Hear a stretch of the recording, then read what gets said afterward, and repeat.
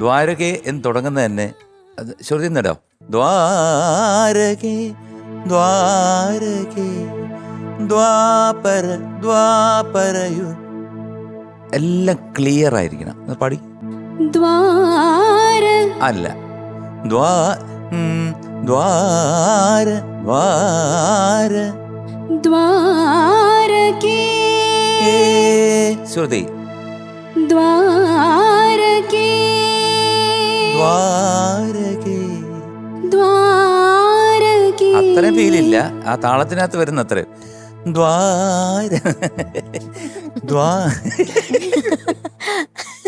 ദ്വാരകേ അത്രേ ഉള്ളു കേട്ടോ.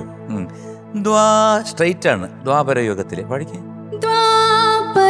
ദ്വാപരയുഗത്തിലെ ദ്വാപരയുഗത്തിലെ പ്രേമസ്വരൂപന്റെ പ്രേമസ്വരൂപന്റെ സോപാന ഗോപുര സോപാന ഗോപുരമേ. പിന്നെ ഈ നൃത്തമാടി വരുന്നു മീര. ആ സംഗതി നൃത്തമാടി വരും. അവിടെ എല്ലാം ഓരോ പഞ്ചുണ്ട്. നൃത്തമാടി വരും മീരാ മീരാ മീരാ.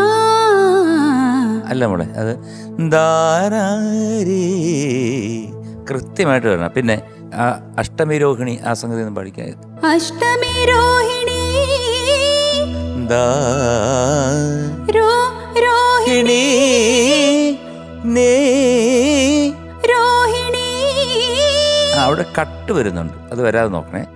അത് കഴിഞ്ഞ് ഏറ്റവും മർമ്മപ്രധാനമായിട്ടുള്ള ഒരു സ്ഥലമാണ് അല്ലേ അണ്ണാച്ചി? പിന്നെ അതാണ് ജീവൻ. യദുകുല. ഇന്നും ചുണ്ടിൽ ഇന്ന് ചുണ്ടിൽ ഇന്നു ചുണ്ടിൽ ചുണ്ടിൽ യദുകുല കാമ്പോജിയുമായി. ഇന്നു ചുണ്ടിൽ ചുണ്ടിൽ യദുകുല കാമ്പോജി. അത് പഠിക്കണം കേട്ടോ. അങ്ങനെ ആരാധികയാ മീര ആ ടോപ്പ് പോർഷൻ.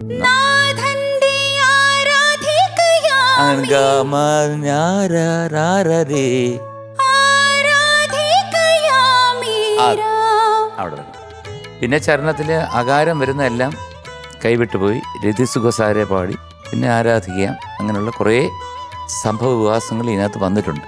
മോള് നന്നായിട്ട് പാടുന്ന ഒരു കുട്ടിയാണ്. പിന്നെ ഇന്ന് കുറച്ച് കൈവിട്ടുപോയി. ഈ പാട്ടൊക്കെ എടുക്കുമ്പോഴത്തേക്ക് ആ രാഗത്തിൻ്റെ ഗൗരവം, പിന്നെ എന്താണ് സുശീലാമ്മ പാടി വെച്ചിരിക്കുന്നത് കൃത്യമായിട്ട് പഠിച്ചിട്ട് പാടാമായിരുന്നു. ബട്ട് കുറേ ഭാഗങ്ങളൊക്കെ നന്നായിട്ട് പാടിയിട്ടുണ്ട്. ടോട്ടലായിട്ട് ഓക്കെ.